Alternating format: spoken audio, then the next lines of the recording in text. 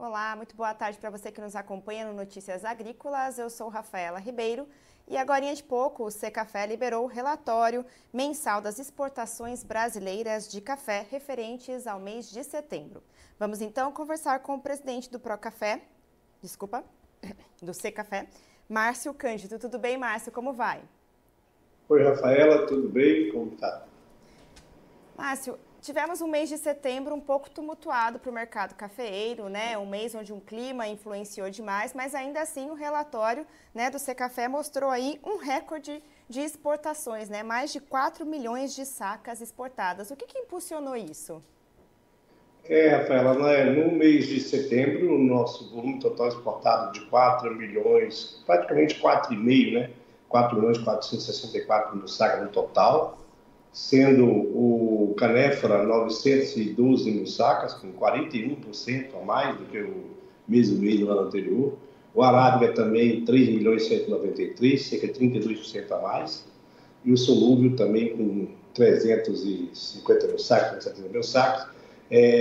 Todos eles performando muito bem. Isso vem sendo uma constante nos últimos meses. Na verdade, no ano inteiro, o Brasil vem batendo recorde de exportação em cada mês quando comparado com o mês anterior. E dessa vez eu queria chamar a atenção também para a receita, né? Porque no mês de setembro, além do volume total ser 33% a mais, a receita de 1 bilhão 194, ela representa 84,5% a mais em dólar do que o mesmo mês no ano de 2023. Obviamente, nós tivemos uma demanda exacerbada, continuamos tendo por parte da Europa, em função ainda da legislação europeia, a ILIA, que aparentemente será prorrogada. A Comissão Europeia fez um pedido ao Parlamento, o Parlamento vai analisar e, queira Deus, vai prorrogar, não como uma fuga, mas uma forma da gente trabalhar mais todos os setores da cafeicultura para atender essa legislação com mais eficiência lá na frente. Agora, você falou com relação às condições climáticas, né? As condições climáticas, elas vêm, inclusive, dando subsídio, sustentação ao mercado. Embora, na última semana, principalmente depois do evento da SCTA, que é a Swiss Coffee Trade Association, que eu estava lá na semana passada com o Secafé, com a prorrogação da ILIA e com a previsão, principalmente de retorno das chuvas que estão começando a retornar, e queira Deus que sejam contínuas, nós tivemos um mercado ajustando para baixo. E eu queria chamar a atenção para o fato de que o Vietnã, cuja safra, inclusive, não será uma safra importantíssima, que começa a ser colhida agora, comercializada em novembro, mas ele já está em níveis de preço tão competitivo quanto o Brasil. Isso, obviamente, vai ter impacto. Não digo que agora, outubro, novembro, dezembro, porque esses cafés já estão contratados, mas para janeiro e diante, possivelmente o Brasil já não esteja tão competitivo como vem estando em relação ao Vietnã, principalmente nos primeiros meses. Final de safra brasileira, início de safra do Vietnã, mas o quadro é positivo tanto para o final do ano quanto para o ano que vem. A gente espera ter um mercado, se não os preços que estamos vendo hoje, mas ainda preços muito bons para os produtores. E, Márcio, como que fica a questão, de fato, dos desafios enfrentados, né? O relatório cita um pouco a questão da logística como um principal desafio aí para os exportadores de café, né? Queria que você explicasse um pouquinho sobre isso. Esse assunto foi extremamente debatido lá e é uma preocupação por parte dos países, dos consumidores, essa dificuldade que o Brasil está tendo logística em termos de exportar. Obviamente que as dificuldades trazem para a gente desafios, também uma necessidade de debate mais amplo. E quando eu digo mais amplo, eu digo Secafé e os demais setores que lideram a cafeicultura, juntamente com o governo federal, estadual e municipal, porque nós temos diversos gargalos logísticos, assim como as companhias de navegação. A gente teve conversas interessantes com as duas das mais relevantes, e a própria representação, por exemplo, da União Europeia que é a European Coffee Federation, ela também tem essa preocupação e a gente provavelmente vai conseguir inserir o Secafé num comitê que trata dessa pauta a nível internacional, junto com a European Coffee Federation, os armadores e aí sim o Secafé. Então, nesse conjunto de debates, a gente espera, e não pode ser diferente, buscarmos, iniciativa pública, privada, nacional e internacional, soluções que evitem o que nós estamos tendo hoje. Hoje nós estamos terminando outubro com um provável 2 milhões de sacas de café não exportadas ao longo do ano. Isso, se você transformar em receita, seria muito substancial. Mas, ao mesmo tempo, mostra que, apesar de todos esses gargalos logísticos, são enormes. Todas as empresas de exportação, seus setores de cantinho de tráfego, de exportação, documentação, eles têm trabalhado muito mais, porque é aquele navio que ia embarcar, que não embarca, outro que ia embarcar, que não embarca. E quando você tenta entender isso, você tem o problema do container, você tem o problema do navio, você tem o problema da estrutura portuária, você tem as ferrovias que a gente não tem. Eu costumo dizer uma coisa interessante, Rafaela, para você tomar muito seu tempo, é que nós não evoluímos na logística, pelo contrário, nós regredimos e muito. Eu estou no café tem 47 anos. Na década de 80, 1980, as exportações de café, na maioria, eram destinadas aos portos através de ferrovias.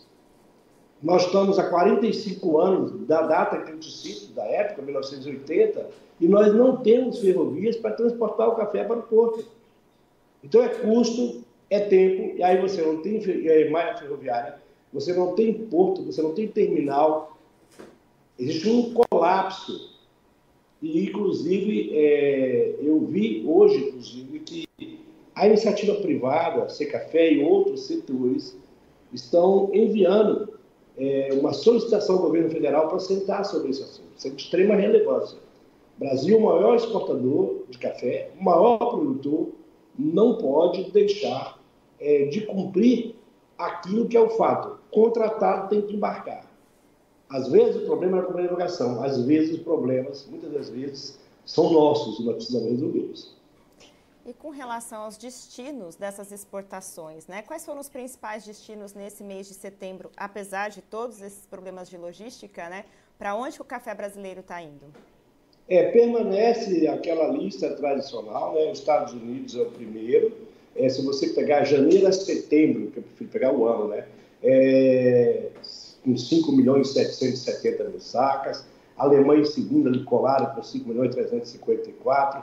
Importante notar que esse número da Alemanha confirma aquilo que eu te falei sobre antecipar compras em função da legislação europeia.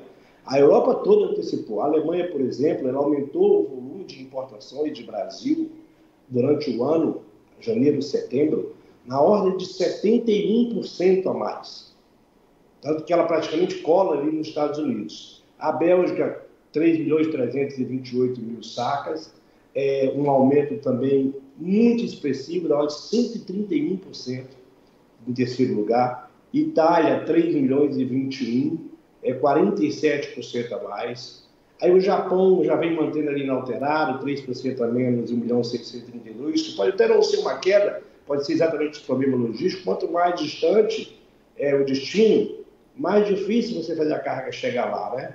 Então, Espanha, você vê tudo na Europa, né? Com 1 milhão e 230, a Holanda, 1 milhão e 157, Turquia vem em oitavo, Inglaterra, Reino Unido em nono, e a Rússia volta a aparecer como décimo, apesar de todas as dificuldades geopolíticas que a gente tem hoje, Rússia, Ucrânia e tudo. Mas, enfim, muitos desafios, mas o setor, o café, performando muito bem. Como eu disse para você antes, muita coisa depende do Brasil. Há coisas que dependem também de companhia de navegação, containers. Tem um dado, Rafaela, interessante, que até para a gente que está tantos anos no café, chama muita atenção. Eu fui perguntado, eu não somente, outros também, um container especificamente, quantas vezes ao ano a companhia acessa esse container? Bom, um ano tem 12 meses. Seria normal você falar que esse container ele é acessível para exportar uma carga 4 vezes, 5 vezes, que daria mais ou menos 2 meses e meio entre ida e volta. Esse número, segundo fontes, companhia de navegação, não chega a 2 vezes ao ano. Então, o problema logístico não é só do Brasil. Como o Brasil exporta muito mais do que importa, ele fica na dependência desses contêineres vazios chegarem aqui novamente. E como você tem uma razão de menos de 2 vezes ao ano, mesmo o contêiner sendo usado, olha o tamanho do problema que a gente tem. A perspectiva seria bem maior, né, de exportação se a gente não tivesse esses entraves logísticos, né, Márcio? Com certeza. A gente precisa investir muito. Inclusive, eu estou gostando do tempo que a gente está tendo, porque a gente está conseguindo debater coisas que você está pegando a informação em primeira mão, mas de extrema relevância. E, ainda falando do Brasil, nosso Robusta Colinou, pelo que consta no relatório também, ganhou mais uma vez destaque em níveis de exportações também, né? Então, mais uma vez o Brasil está saindo aí, né, na frente com relação ao Robusta. Exatamente. O que eu te falei, o Canefa, nosso Robusta e o Conilon, principalmente o Conilon, ele vem realmente alcançando números impressionantes. Nós, não fôssemos esse problema logístico, com certeza teríamos ultrapassado 1 milhão de sacas no mês, que seria recorde, mesmo assim, 912 mil sacas de café. É muito café. Para uma variedade que você tem centralizada, principalmente no estado do Espírito Santo, que geograficamente é meio por cento do território nacional, mas produz bastante essa variedade, junto com Rondônia, Bahia, né, principalmente. E o que chama a atenção é que os preços do Conilon, nesses últimos 2 meses, um mês, eles superaram o preço do Arábica, inclusive o indicador Exalt, preço diário e preço mensal. Era inimaginável, há um ano atrás, você pensar em Conilon a R$ 1.500, R$ 1.600, como chegou a bater hoje, está na faixa de R$ 1.400. Mas ainda assim, um ótimo preço, quando até o ano passado o recorde era da ordem de R$ 800, R$ 850. Então, como eu te falei, volume grande, com preço muito bom para o produtor. Isso é bom porque nessa dificuldade, que aí nós vamos abordar agora, climática, é preciso que ele invista o máximo na sua lavoura, em termos de alimento, de defensivo, de irrigação, para lutar contra as dificuldades climáticas. E essa chegada das chuvas a partir de agora, tanto no Arábica quanto no Conilon, a gente torce para que elas não parem, elas continuem durante todo o mês, a partir agora, primeira quinzena de outubro, segunda quinzena, até a época antes da colheita. Porque o déficit hídrico nos últimos 5 meses e as temperaturas muito altas, elas realmente já impactaram a produção no ano que vem, de alguma forma. A compensação são as novas lavouras que estão chegando, que ela sempre compensa o problema que você tem, mas tudo isso só se torna realidade positiva se as chuvas forem contínuas daqui para frente. Márcio, mesmo diante de todos esses cenários, vamos dizer assim, contraditórios, né, ao avanço do mercado cafeeiro, né, aqui no Brasil, a gente teve um mês de recorde de exportação, o clima, a logística e tudo mais, mas nada vem impedindo o café brasileiro de crescer aí mundo afora, né? Então, quais são as expectativas? Não, e você colocou muito bem, a gente precisa manter a performance do café brasileiro no mundo, porque o que nós temos, que é a variedade que nenhum outro tem, a qualidade, a sustentabilidade, a clareza de informação, da certeza de que o café vai ser embarcado naquilo que depender do nosso lado, do contrato que a gente assina, nos termos FOB. Então, esse conjunto traz para o importador uma segurança que ele não tem, posso te garantir, nessa proporção em outra origem. E isso a gente não pode perder. A gente precisa fazer chegar o café brasileiro em todos os cantos do mundo, onde ele é apreciado. Perder uma xícara para um concorrente, para a gente é inconcebível. Não é uma saca, é uma xícara. E como que fica, né, mesmo diante dessas adversidades, como, né, você mesmo comentou, a gente tem que manter o mercado, né, cafeiro do Brasil aqui em alta. Como que fica para esse produtor diante de todas essas barreiras também? Que conselho você daria para esse produtor diante das negociações, diante de tudo que ele vem encontrando? O produtor, ele vem e amadureceu bastante, né? O produtor, o primeiro que eu digo para ele é o seguinte: não tenha receio de continuar investindo na sua lavoura. Nós não temos um superávit de produção, nós não temos produção em excesso. A estimativa de safra do Vietnã, que a gente ouviu lá e recentemente num evento importantíssimo, onde estava o chairman da Vicofa do Vietnã aqui em Vitória, eu estava no exterior, eu inclusive estive na Ásia e estive na Europa agora nos últimos 18 dias. Então a gente sabe que a estimativa de produção de Vietnã, ou mesmo Indonésia, e os outros países que produzem também arábica, não projetam uma super safra mundial, pelo contrário, um quadro extremamente apertado. Então o produtor ele deve continuar investindo na lavoura, aproveitar esses preços que ele tem tido ao longo do tempo, extremamente satisfatórios, investir mais, sem receio, como um receio que a gente tinha antigamente, vamos ter uma superprodução e o preço vai cair. Esse receio para os próximos 12, 24 meses, Rafaela, não existe. Você pode sim ter um ajuste de preço, mas ainda assim extremamente rentável, tanto para o produtor de arábica quanto para o de robusta. Então é investir na lavoura e comercializar como ele tem feito. Quando o preço está atrativo, ele dá liquidez. Quando o mercado não é atrativo, não lhe atende, ele sai do mercado. Afinal de contas, o mundo precisa do café e o produtor necessita ser muito bem remunerado e reconhecido pelo seu trabalho. E apesar de, né, como a gente comentou, das dificuldades, né, esse produtor também tem que olhar para os números que só estão positivos, não é mesmo, Márcio? A gente tem Exato, crescido, os números são a gente tem positivos, a gente aumentado. sabe que o poder de troca do produtor hoje, se ele for olhar o custo do fertilizante em relação ao preço do café, ele com certeza ele está num momento bastante, talvez o melhor momento, eu diria assim, da vida dele.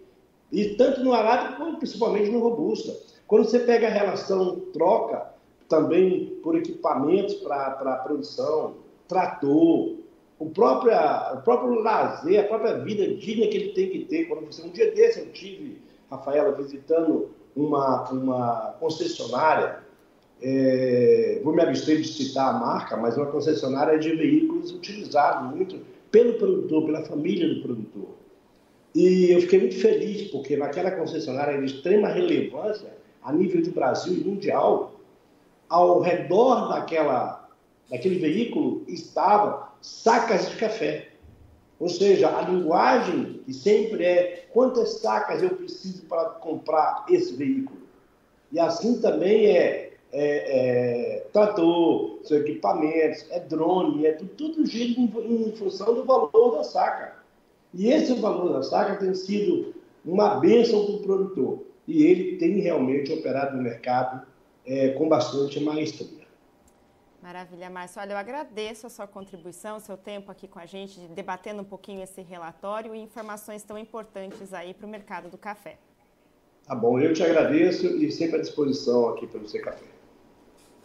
Bom, o relatório completo do Secafé já está no portal do Notícias Agrícolas, você consegue ter acesso a todas as informações. Trouxemos um pouquinho, né, do que está nesse relatório, mas ele completinho você já vê no nosso portal. Eu fico por aqui, Notícias Agrícolas, informação agro relevante e conectada.